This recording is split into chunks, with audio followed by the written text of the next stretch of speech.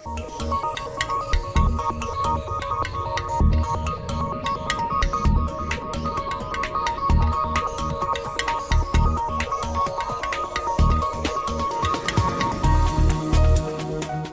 boas tardes.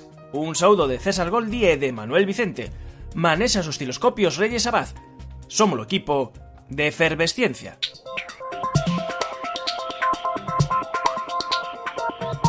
A televisión ten feito moito pola psiquiatría. Non só difundiu a súa existencia, senón que ten contribuído a facela necesaria. Isto é de Alfred Hitchcock. O mestre do suspense ten xogado moito coa enfermidade mental nos seus filmes. Pensemos, por exemplo, en Psicose. O problema é que, para construir a ficción, os personaxes sofren doenzas que distan bastante de ser realistas. Deste xeito, a nosa imaxe sobre a psiquiatría énchese de tópicos e mitos que esta tarde trataremos de despexar. Benvidos á Efervesciencia. Hai outros mundos, pero están neste. Efervesciencia. Doses de ciencias en contraindicacións. Patrocinado pola FECIT, Fundación Española para a Ciencia e a Tecnoloxía, Ministerio de Economía e Competitividade, unha colaboración da Universidade de Santiago e a Radio Galega.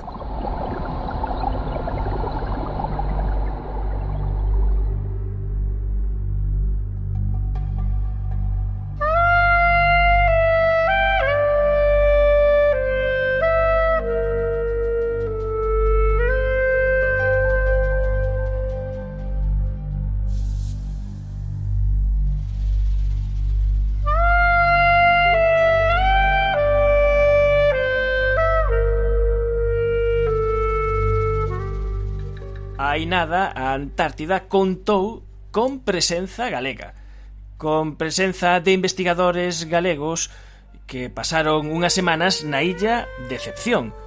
Luís Sampedro, moi boas tardes. Hola, boas tardes. Luís Sampedro é científico titular do CSIC na Misión Biolóxica de Galicia e seica que nun momento dado recibiches unha invitación duns colegas da Universidade de Vigo que tiñan un proxecto de investigación na Antártida e supoño que non te costou moito decidir que te apuntabas. Sí, bueno, podes imaginar, non? O que significa para calquer científico ou para calquera persona que este vinculada a investigación do medio natural ou da natureza, pois recibir unha invitación para colaborar na Antártida é como o desexo que sempre podemos ter, non? Un lugar que foi un continente que foi descoberto en 1800, antes non se sabía a existencia dese sitio bueno, pois sí, foi todo un honor e un orgullo e desde logo unha sorte moi grande. Participastes no proxecto da Universidade de Vigo que estudia os procesos ecolóxicos e bioxeoquímicos asociados á descomposición de algas precisamente nas praias da illa da Decepción, un proxecto coordinado por Mariano Lastra. Estábades, todos pensamos na Antártida, pero a illa Decepción realmente é un volcán, era unha mistura de volcán e glaciar. Sí, bueno, a illa Decepción é moi particular, é unha das illas que está rodeando a Península Antártica, o sea, non é terra firme, senón que está como a 20 millas, máis ou menos 20-30 millas do continente, se ve, o continente se ve desde a illa, non? É como se estuveras, por decirlo así, nas illas Cíes, o continente, pois a Antártida, terra firme, está un pouco lonxe, non?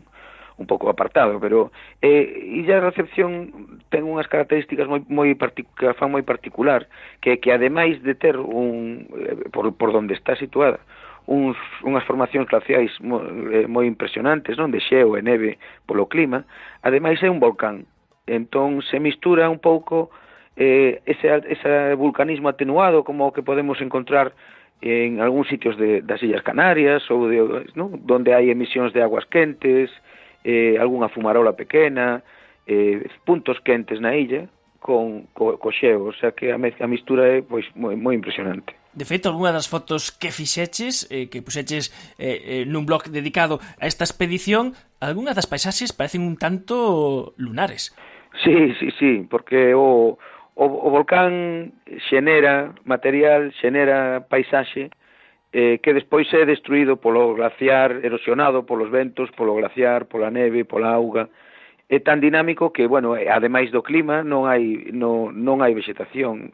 En toda a Antártica non hai vegetación. Nas illas é onde un pouquiño máis podes encontrar líquenes e máis algún musgo, pero claro, ali como o paisaxe tan dinámico, o sedimento é tan floxo, volcánico, non? Non sei se tedes que pensar como unha especie de area oscura, moi blandiña, moi lixeira, que é arrastrada polo vento con moitísima facilidade. Entón non é un solo consistente e compacto, non? Por eso parece eses paisaxes lunares, ás veces nevados, outras veces non. En algún tempo esta illa foi coñecido como Illa Vermella, non por algo demasiado bo, precisamente. Sí, bueno, sí, a verdade é que toda a historia da Antártida está chea de non sei se a palabra é paradojas, pero sí contradicións, non? O continente, como vos decía, foi descoberto en torno a 1800. A partir dese momento foi explotadísimo polos humanos. Nos chegamos ali en 1700 e pico, entre 1790 e 1860, por aí, nos cargamos a todos os lobos mariños que había por ali. Se foron matados máis de 1 millón de lobos mariños para facer pelexos, para abrigarse, hasta que se pensou que non quedaba ningún. E en 1900, no século XX, as baleas. Os humanos chegamos ali e matamos miles e miles de baleas. En esta illa, por esas características de que é un cono volcánico, ten unha bahía moi resguardada, en inverno fai un pouquiño máis de calor que nas illas adyacentes e ás veces non hai banquisa, pois había unha explotación baleeira, a única explotación baleeira en terra firme da Antártida, eran miles as baleas que se mataban todos os anos. A illa, con esta bahía pechada, estaba constantemente chea de sangue, cheiro un fedor super penetrante, según parece, que chegaba incluso a detectarse desde moitas millas afora, ao procesamento da grasa de balea, aos cadáveres na praia e ao sangue que inundaba toda a illa, non? Pois se chamaban Illa Fedorenta ou Illa Vermella tamén. Illa Fedorenta. Eso se o di todo. Sí, nomes que non é que nos engrandezan como humanos, non? Porque a desgracia hai uns números que son a maior parte das poblacións de baleas foron reducidas hasta menos dun 1%. Foi unha desfeita que fixemos ali, a verdade. E despois de todo eso pasamos á situación actual desde a asinatura do Convenio Antártico, do Tratado Antártico, na que hai unha protección absoluta completa do ambiente ambiente físico e máis do ambiente biolóxico. O sea que ahora é como, que demos ya volta a tortilla e, bueno, a pouco se foron recuperando as poblacións de focas e as de baleas pois van moito máis atrás, pero bueno. Con Luis San Pedro temos falado xa hai moito tempo en Efervesciencia cando faláramos dese documental no que nos desvelábades que esa comunicación química que tiñan as árbores e en parte ese coñecemento que acabou facendo que estiveses aí na Antártida. Sí, é curioso. Aquela vez, unha dos mensaxes que queríamos dar con aquel documental é que as plantas as vemos como todos a vida vegetal, a vemos como casi como algo inerte, non? Que crece, pode moverse, tal e cual, pero que non está como aillada do mundo, non? Cando en realidad non é así. As plantas perceben o que pasa no ambiente, tamén se comunican cos organismos que están ao seu redor, todo a base de comunicación química, non? A base de olores e de compostos químicos máis ou menos sinxelos, pero que é un sistema de comunicación e de percepción que funciona perfectamente. Entón, trasladar ese tipo de coñecemento ou ese tipo de habilidades de árboles a unha alga pode parecer para unha persona que non está iniciada que é unha barbaridade, pero non, os principios que siguen, o sea, que siguen os organismos son os mesmos. A experiencia en análisis de compostos químicos en este tipo de sistemas que traballamos en árboles é perfectamente trasladable a algas, non? E igual que estudiamos a comunicación entre árboles, poderíamos estudiar a comunicación entre algas na playa ou sistemas de defensa que utilizan as algas para defenderse dos seus herbívoros ou calquera outra cousa, tendo en conta que, bueno, son organismos distintos e con diferentes sistemas de organización, pero sí, é foi unha cousa moi interesante, sobre todo poder traballar con estes compañeiros que traballan en medios mariños, que é algo para min que non tiña experiencia. Porque o obxectivo científico era ver que pasaban coas algas que acaban aí na Illa de Decepción e que se van descompoñendo, e que estudar seica que efecto ten mesmo a temperatura e o cambio climático nesta descomposición. É unha cousa así? Sí, bueno, sí. A ver, podemos explicarlo un pouco mellor, vamos a facer un esforzo sí. Antártico. A base de todo desto é que non se sabe, ou se sabe moi pouco, de como funcionan os sistemas biolóxicos en Antártida, non por ser na Antártida, sino por ser a tan baixa temperatura. A Antártida está illada do resto do planeta desde fai 30 millóns de anos, e os organismos que están ali foron evolucionando mediante adaptacións a ese frío extremo, non? Nós coñecemos aquí na parte norte sitios de moito frío, menos 30, menos 20, montañas, vales, sitios máis norteños ou non. Desde fai moitos millóns de anos tamén hubo glaciacións e períodos de moito frío en Europa, en calquera sitio, pero foron seguidos por momentos interglaciares de clima cálido, non? Como que temos agora, entón. Pero a Antártida non, a Antártida leva 30 millóns de anos completamente isolada. Os sistemas que funcionan ali son impensables para nós aquí. Por exemplo, cando nos metemos unha cousa na nevera a 4 grados, pensamos que a vida biolóxica se vai paralizar, que non se vai a estropear casi nunca, ou que vai a tardar moito tempo en pararse, non? O mesmo cando metemos unha cousa no congelador. O meto no congelador, se queda todo parado aí, non? Non se vai a degradar e tal. Ralentizamos os procesos dos organismos que están acostumados a vivir en climas templados. Pero temos que darnos conta que a descomposición das algas na playa, do argazo que chega á playa todos os días, ali ten lugar a 1 grado, a 0 grados, a menos 2, a menos 10 e a máis 3. As bacterias siguen funcionando a temperaturas moi baixas, as bacterias descomponedoras, e todo sigue o seu ritmo. Entón, a sensibilidade a cambios de temperatura en sistemas australes, en biolóxicos da Antártida, non? Pois é diferente aos nosos. Incrementos moi pequeniños de temperatura poden dar lugar a cambios de metabolismo moi bruscos.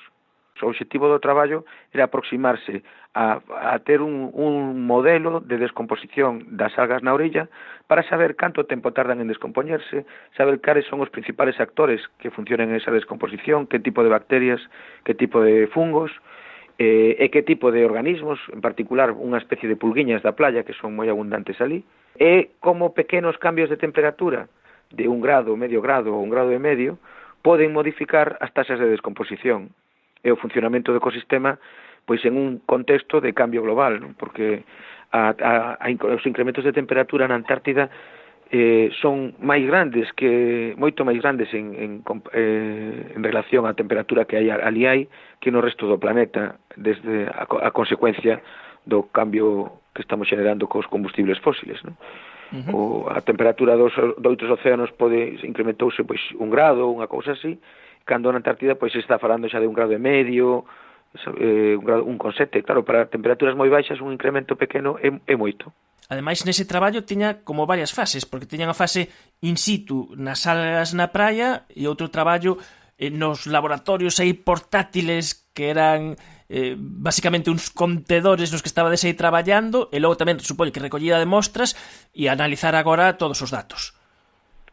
Sí, un traballo de campo moi interesante no que os meus colaboradores diseñaron unha especie de campanas que aumentan a temperatura levemente, moi pouquiño, medio grado, 1 grado, na praia. Fixemos un estudio in situ de descomposición e despois varios experimentos en temperatura condicións máis controladas para ver as taxas de consumo dos bichiños que comen esas algas, non? A diferentes temperaturas, non? E mediron o incremento do metabolismo coa temperatura.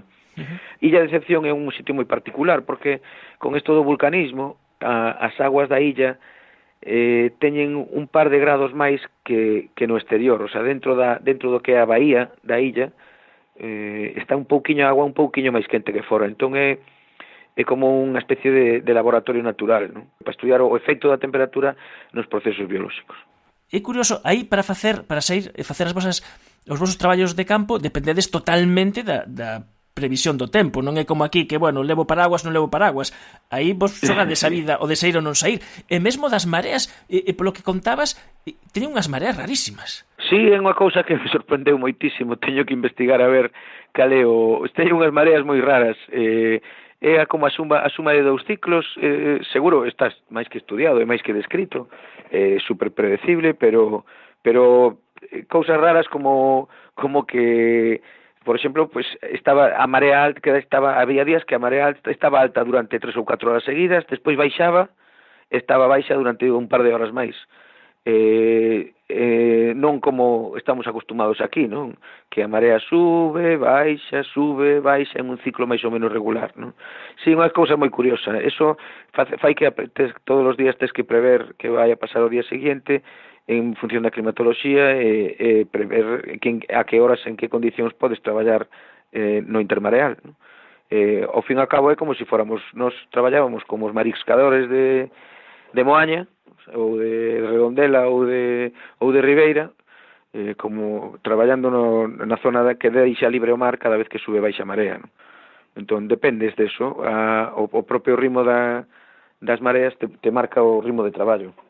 Pois acabas de deixar o titular desta conversa, investigadores galegos van marisquear na súa investigación Antártida. Sí, era a mesma sensación, era exactamente esa sensación. Estar mariscando, que pasa que cambiabas gaviotas por pingüinos, pero era esa sensación. Esa sensación. Pois conversamos con Luís San Pedro, investigador do CSIC na Misión Biolóxica de Galicia, que participou na expedición da Universidade de Vigo a Antártida para estudiar eses procesos de descomposición das algas que dependen da temperatura. Moitas grazas, Luís, por facernos viaxar, inda que fose coa nosa imaginación Antártida. Moitísimas gracias a vos.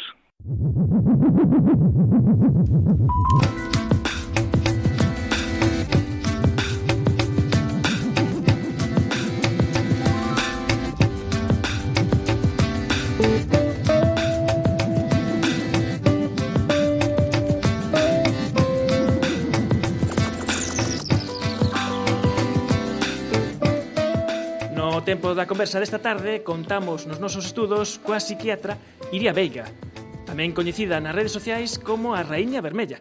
Moi boas tardes, Iria. Hola, boa tarde, Manuel. Con Iria Veiga habemos dar un paseo pola historia da psiquiatría, unha historia que nos pode axudar a desbotar mitos que, de algún xeito, todos temos sobre esta especialidade médica.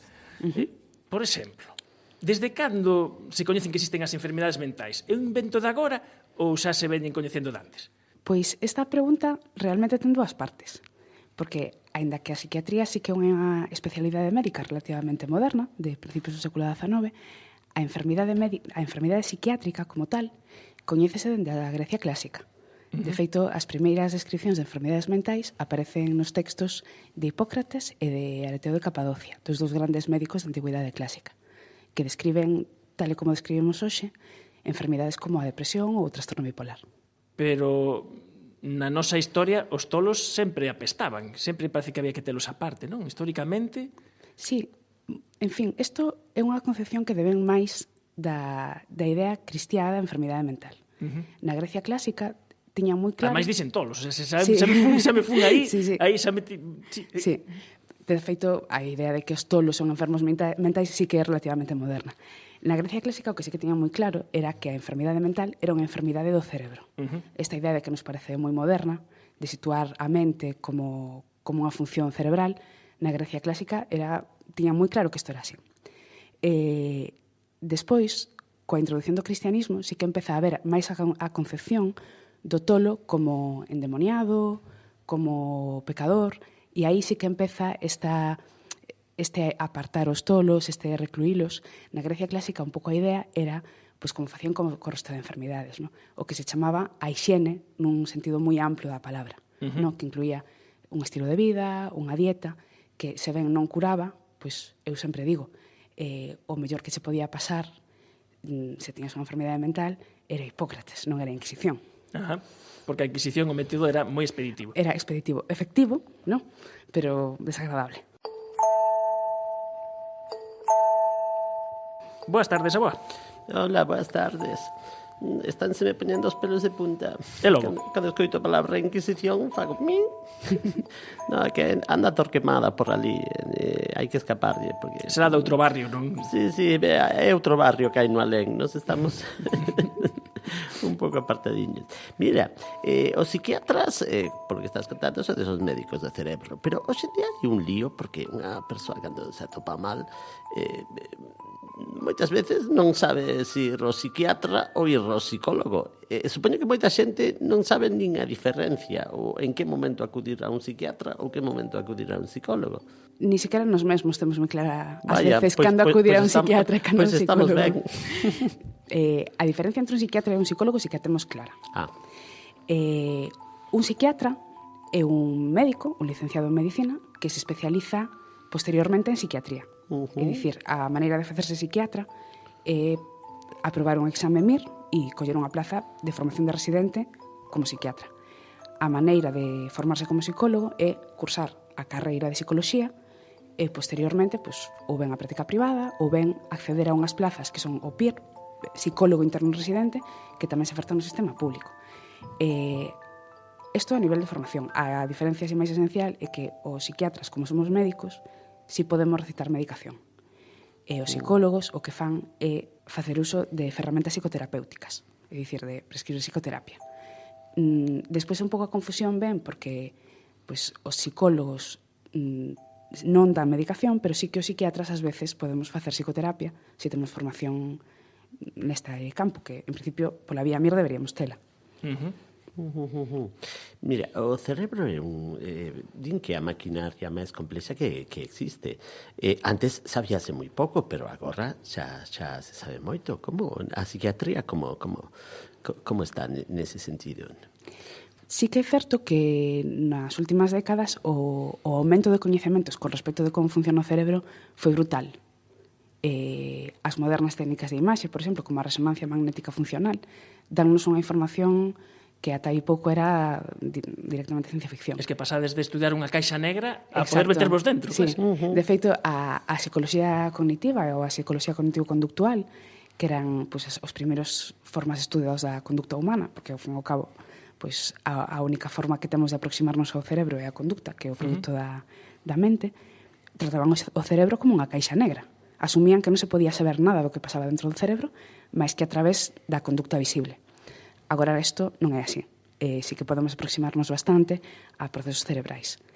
Aínda así, sí que tamén é certo que queda moitísimo por saber.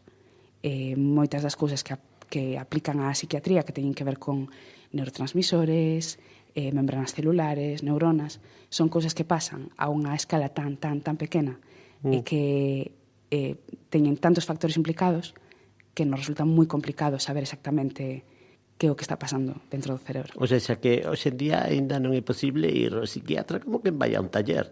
Dicir, mire, arrégleme a neurona que está pero bueno, ahora xa empezan a coñecer, xa empezan a ter esa máquina dos talleres para saber un poquinho que pasa. Sí. Mira, Manuel, nós temos no alén un colega voso, Filip Pinel, que dicía que non só hubo que librar das cadeas os escravos, senón tamén os tolos. Sí, Pinel foi o que instaurou o que se chamou nese momento o tratamento moral da psiquiatría. O tratamento moral, para min, non deixaba de ser un pouco a volta a Hipócrates. Pasar de novo desa concepción do tolo como unha persoa molesta para a sociedade a que había que illar, a tratalo como unha persoa que sufría unha enfermidade. O tratamento moral non era máis que tratar os tolos de forma humana. O encadeamento era real. O sea, o encadeamento era real. Pinel acabou co encadeamento no manicomio da Salpêtrière, en París, pero o encadeamento foi real noutras zonas, en outras áreas máis illadas, hasta, vou dicir, ata ben entrados anos 70. Unha barbaridade. Unha barbaridade, sí. É moi controvertida a psiquiatría, verdade? Dentro das especialidades médicas, mira que hai especialidades médicas, cardioloxía, endocrinoloxía, cirurxía, pero a única que ten unha antiespecialidade é a psiquiatría. Sí, existe a antipsiquiatría. Existe a antipsiquiatría. Eu sempre digo que eso demostra que molamos máis.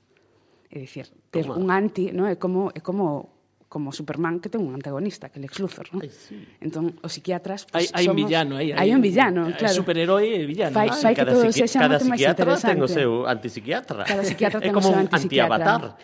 Eu estou buscando o meu Moriarty, Sí. o que pasa que ainda non o atopei, pero estou segura de que existe. Bueno, tamén os físicos poden decir, bueno, temos partículas e antipartículas, non? Porque, bueno, os físicos tamén é verdade que molan moito. E que é isto da antipsiquiatría? A ver, a antipsiquiatría non é como tal un campo de estudo.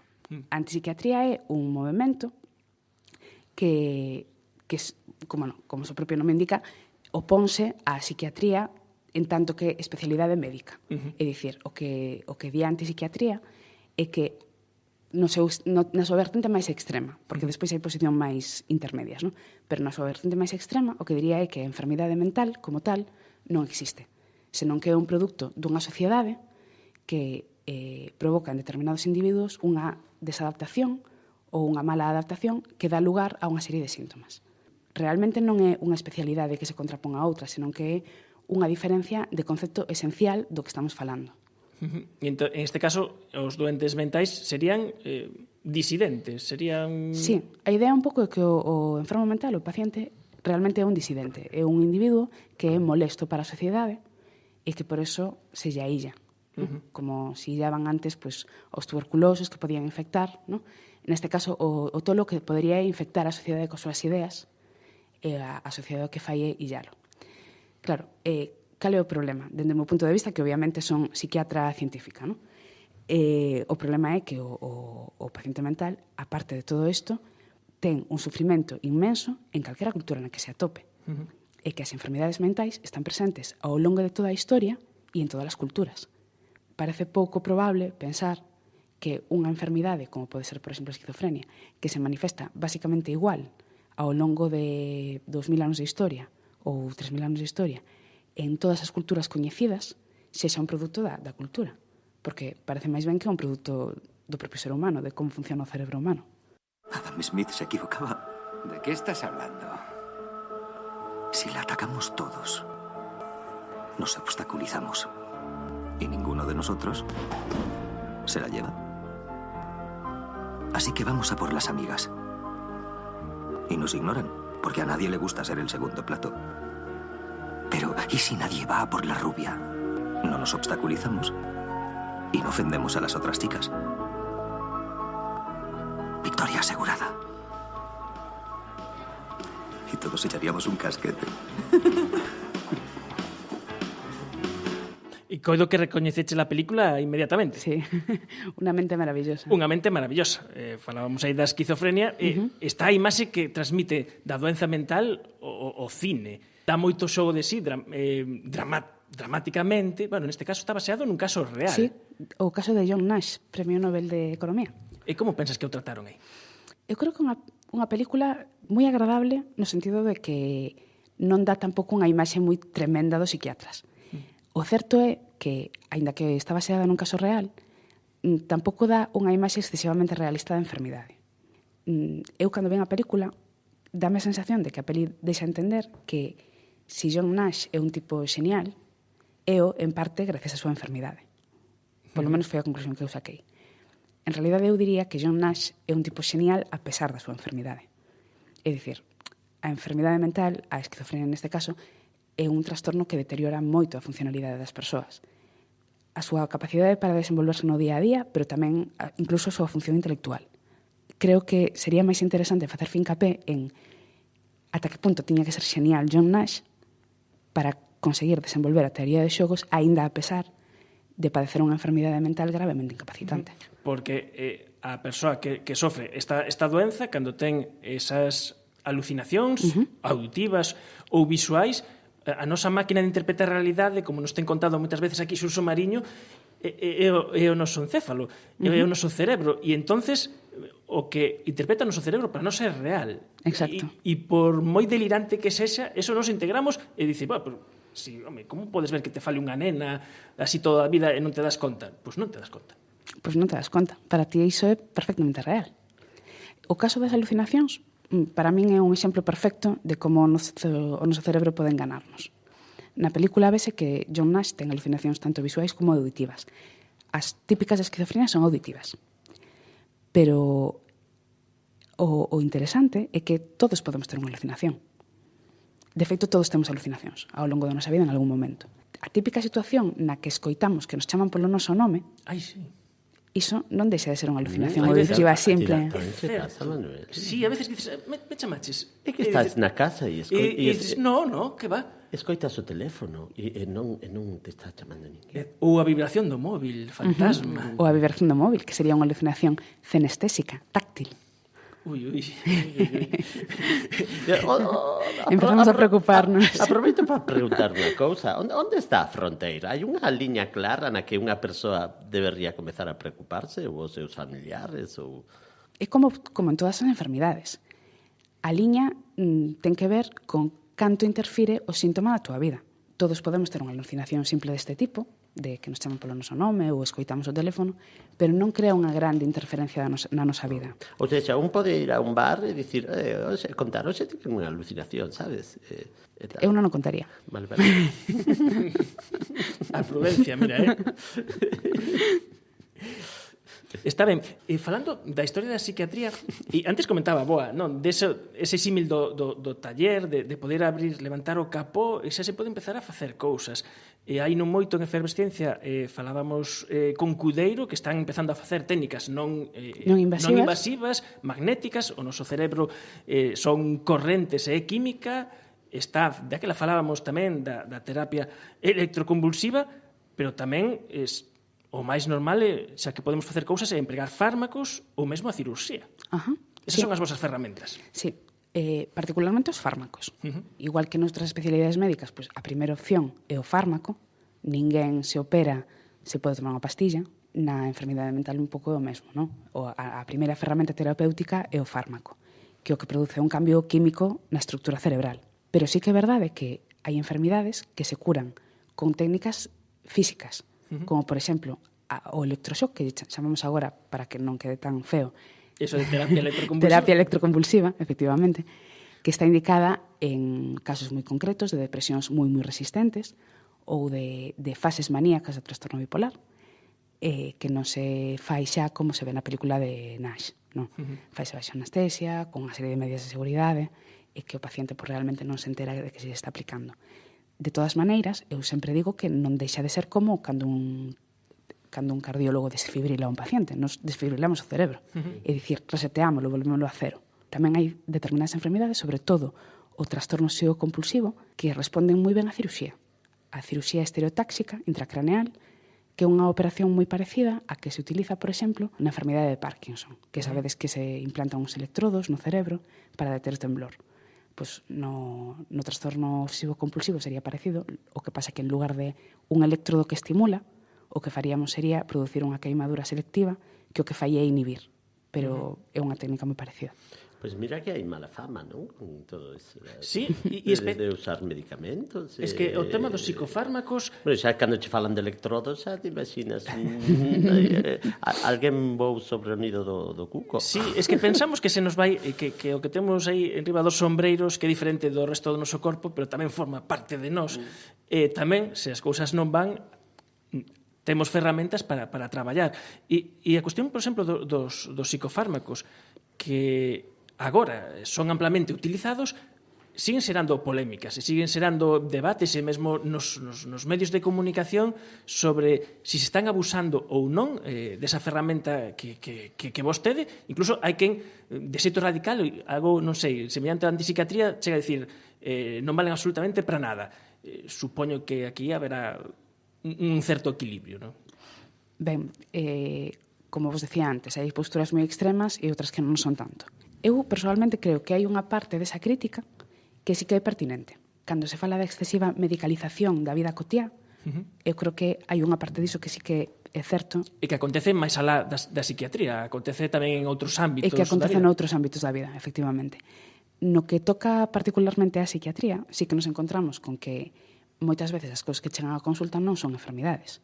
Eu na miña consulta, que levo unha consulta de psiquiatría xeral, de adultos, moitas veces o que estou vendo son problemas laborais, problemas de parella, conflictos interpersoais de todo tipo, que non son enfermidades mentais.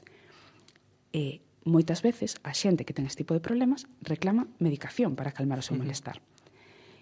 En ese sentido, eu sí que creo que hai unha excesiva tendencia a tratar como enfermidades cousas que son malestares da vida cotidiana. O mundo feliz do Prozac, que se di, non? Sí, cando realmente non é así, porque non existe ninguna pastilla, nin siquiera o Prozac, que resolva un problema. É dicir, ti, pois, a pastilla sí que evidentemente pode te axudar a dormir mellor ou a estar un pouco máis tranquilo.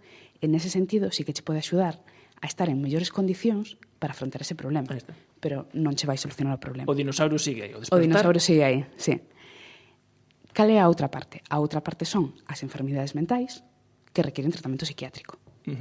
O que decíamos, non? A esquizofrenia, o trastorno bipolar, as depresións graves, son enfermidades mentais. E negar que ese tipo de patoloxías requiran un tratamento médico é como decirlle pois, a un asmático que non se tome Ventolin, porque ten efectos secundarios.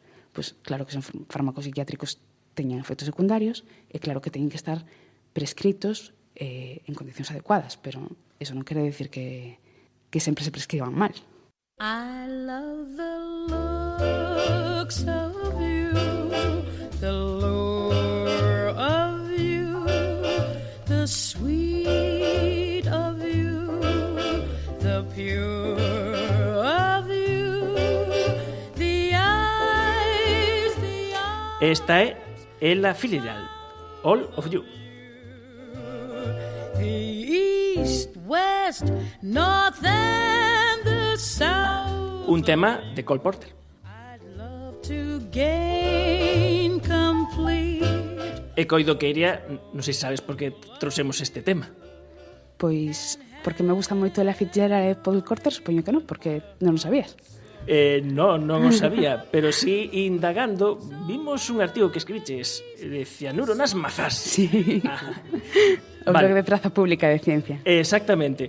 No que falabas dun traballo de Philip Pearl falaba de neuroloxía, dos homes de jazz e das súas doencias psiquiátricas. Uf, fixeches arqueoloxía de internet. Bueno, eso é bastante doado. Doenzas psiquiátricas e aficións tamén extravagantes. E aficións tamén extravagantes. Home, contase a lenda de que Under My Skin de Cole Porter está dedicada a algo químico.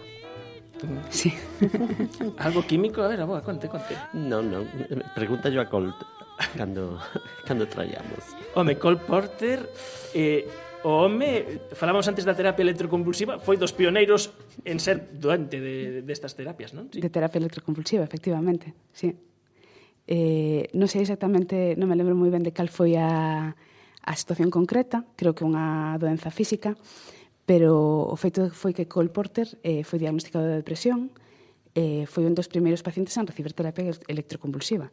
Cando a terapia electroconvulsiva non se facía baixo anestesia e te enterabas perfectamente de que te estaban electrocutando.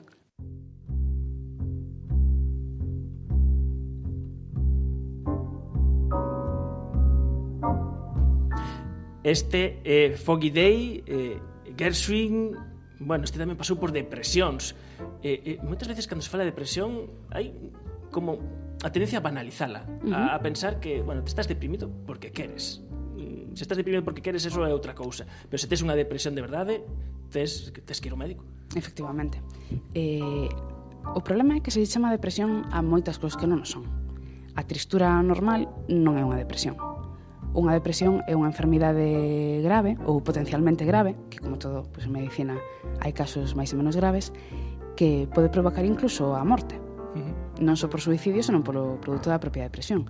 No caso de Gershwin, ademais, a depresión era o primeiro síntoma do que despois se diagnosticaría como un tumor cerebral.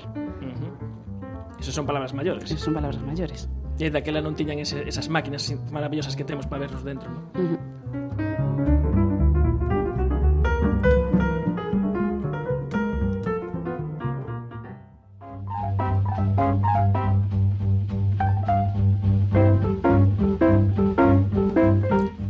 Charlie Parker.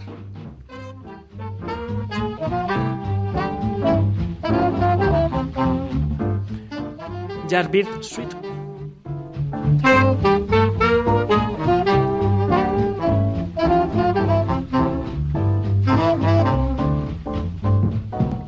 Aquí xa entramos no que comentaba Boa, o mundo sustancias. O mundo sustancias, que o mundo do jazz e o mundo sustancias teñen aí un matrimonio perigoso.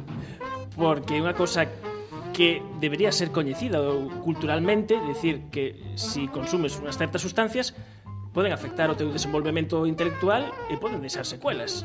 E de feito, e logo podes necesitar acabar na enfermedade mental. De igual forma que maltratar o corpo ten as súas consecuencias, pois o tema das sustancias non o temos ben asimilado eso, non?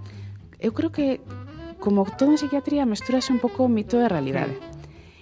As sustancias psicotrópicas son un estresor para o cerebro.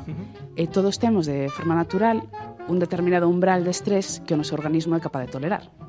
É dicir, esta idea que teño moitas veces a xente de que se fumas cannabis acabas tendo unha esquizofrenia non é de todo certa. Non hai causa, non é 100%, causa e efecto, claro. efectivamente. Sí que é verdade que se tes predisposición a padecer unha esquizofrenia e ademais consumes algún tipo de sustancia, pois digamos que tes máis boletos. Pero un consumo reiterado, repetido de sustancias tóxicas acadaría un determinado nivel de estrés que ningún cerebro sería capaz de tolerar. E sí que produciría un deterioro de todas as funcións cerebrais, aínda que non unha esquizofrenia como tal.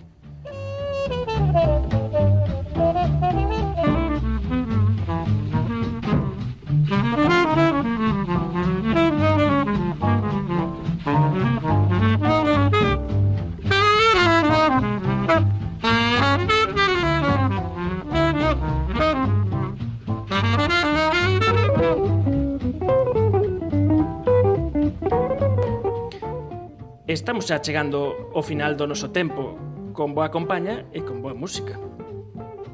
Unha música excelente. Moitos deles xa están no alén. Sí, noutro barrio tamén. Sí, son moi amigos de Galileo, que Galileo tamén ten unha afición aí ás sustancias, ás pintas. As pintas, falando de pintas. Iria Veiga vai estar no Pint of Science de Santiago de Compostela, non? Sí. En maio deste ano, Pint of Science, bueno, pois convidoume a participar. Quen queira saber máis cousas de Iria Veiga, pois a nosa recomendación é Pint of Science, que tamén estará Antonio Salas, co que estivemos outro día. Sí, tamén está no... Non mo perdo. Bueno, un motivo máis para ir a ir. E outra recomendación, o blog Outro Lado do Espello, que é o lado divulgativo de Iria Veiga de psiquiatría, pero de máis cousas, non? Sí, de feito de psiquiatría eu creo que diría que incluso pouco. Trata de ser sobre divulgación científica, aínda que despois ás veces vaiseme un pouco a olla a min tamén falo de outras cousas. Moi ben, pois estivemos a conversar neste tempo tan agradable con Iria Veiga. Sorprendímonos a nós mesmos a recoñecer que tamén temos alucinacións, cousa na que eu, polo menos, nunca pensara. Fixemos unha cousa importante, quitar algúns mitos que temos sobre a psiquiatría e sobre a doenza mental. Mira, é unha psiquiatra que recoñece que se lle vai a olla e de fiar. Sí, señor. Iria Veiga, moitas gracias. A vos, moitísimas gracias.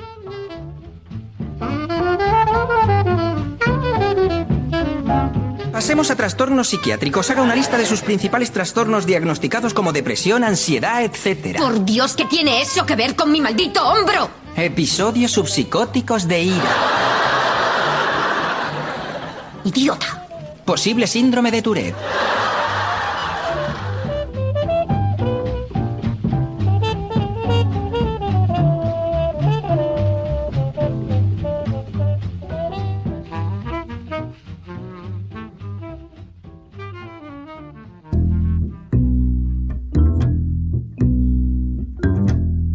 Damas e cabaleiros, pasen e vexan.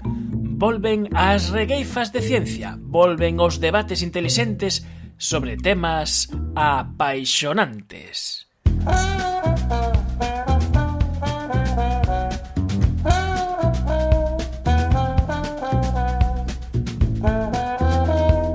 Catro expertos, dous en cada bando, han debater cos seus mellores argumentos e datos para responder se promove a industria unha alimentación sa.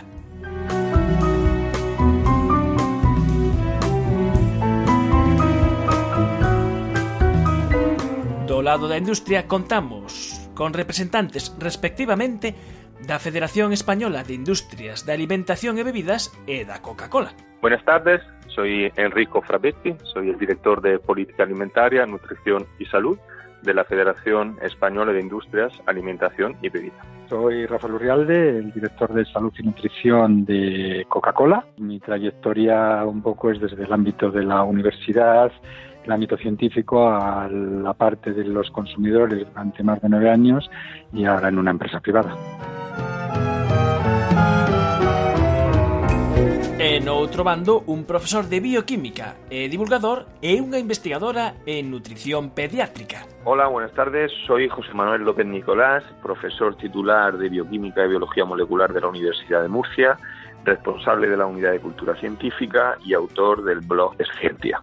Hola, eu son Rosaura Leis, traballo no Hospital Clínico Universitario de Santiago e son unha coordinadora da Unidade de Nutrición Pediátrica, que tamén implicada no ciber de obesidade.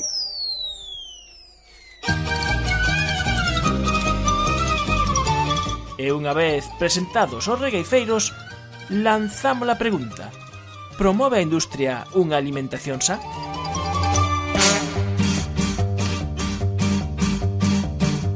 En el debate que tendremos el martes, pues os contaré un poco el cómo la industria promueve una alimentación sana, segura y todas diferentes iniciativas que quizá no se conozcan y que ponen en marcha las más de 20.000 empresas que forman el primer sector industrial de nuestro país.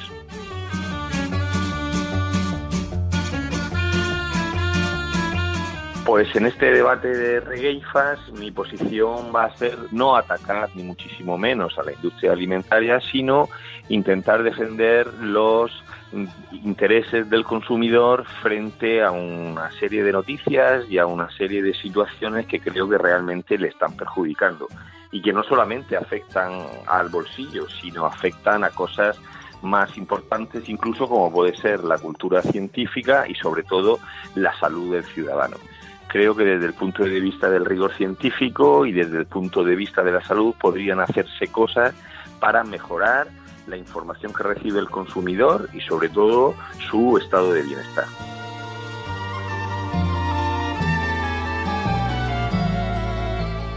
La industria promueve totalmente una alimentación sana, porque además la alimentación tiene que ser sana.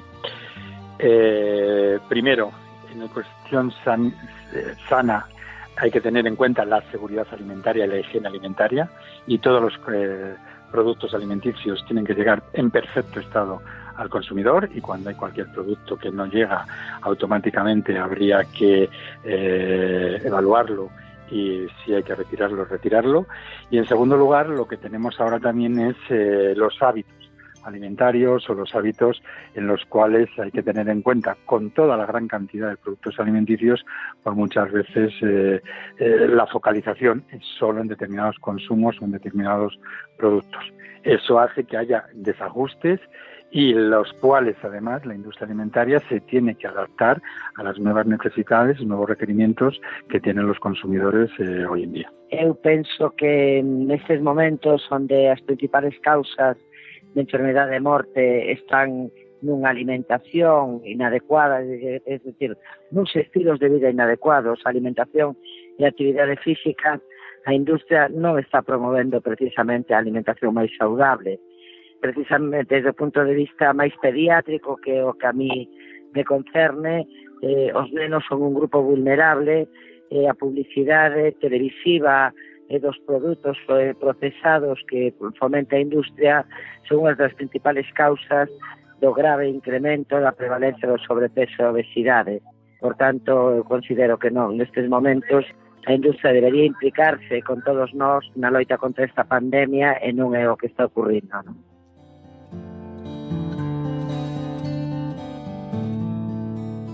As espadas dialécticas están no alto. Nesta regueifa os participantes terán que argumentar, entre outras cousas, se compre poñer impostos aos alimentos menos saudables, se hai que reformar o regulamento ou se pola contra os consumidores somos soberanos. El consumidor es el más sabio, es el que elige y al final es el que toma las decisiones.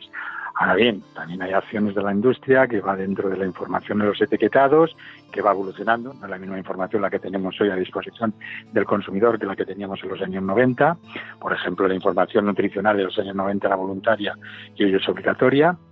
También hay que tener en cuenta otras vías de información o de comunicación, como la publicidad, y también hay que tener otras vías y otras condiciones que están o se marcan desde ámbitos europeos, y para los 28 países miembros son comunes esas normas o esas situaciones.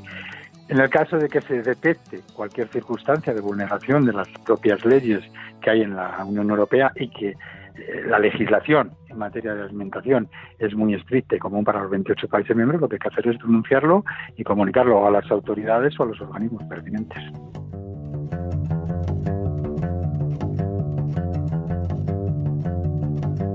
Hace falta un reglamento muchísimo más estricto, muchísimo más contundente en cuanto a las alegaciones saludables que puedan ofertar los productos de alimentación y en cuanto a la presencia de determinados ingredientes. Temos que regular de alguna maneira cales son os produtos que se poden promocionar en horarios, no caso dos nenos, en horarios donde eles están consumindo a televisión e as pantallas no seu conxunto, neste sentido, de alguma maneira, promocionar os produtos máis saudables. Non, nestes momentos, na televisión, vemos solamente produtos procesados, produtos non sempre saudables, que se venden como ideales para o consumo sin ningún tipo de cortapisas.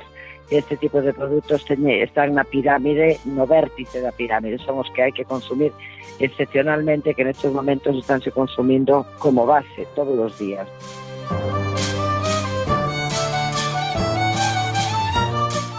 Regueifas de Ciencia é un proxecto de divulgación científica da USC que conta con apoio da FECIT, a Fundación Española para a Ciencia e a Tecnoloxía.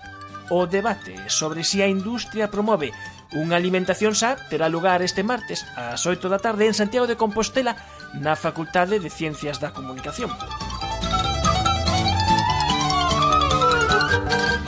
E pros que queiran ver o debate desde a casa, haberá streaming de vídeo en directo desde a web regueifas.org, aínda que deste xeito perderán o privilexio que ten o público en directo de votar ao principio e ao final que postura lle convence máis.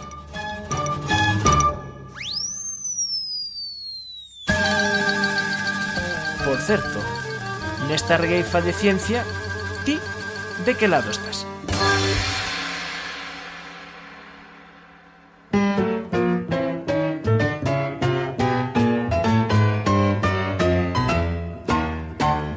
Efervesciencia. Patrocinado pola FECIT, Fundación Española para a Ciencia e a Tecnoloxía, Ministerio de Economía e Competitividade, unha colaboración da Universidade de Santiago e a Radio Galega.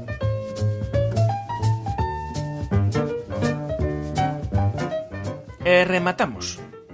Non deixamos de recordarvos unha vez máis a regueifa de ciencia que terá lugar este martes ás 8 da tarde e que tamén se pode ver por streaming en regueifas.org. Tamén sabedes que pola semana os de Efervesciencia andamos, como sempre, polas redes sociais habituais e tamén estamos no noso podcast en efervesciencia.org, iVoox e en Que Ciencia. Escoitámonos o vindeiro domingo na Radio Galega. Adeus.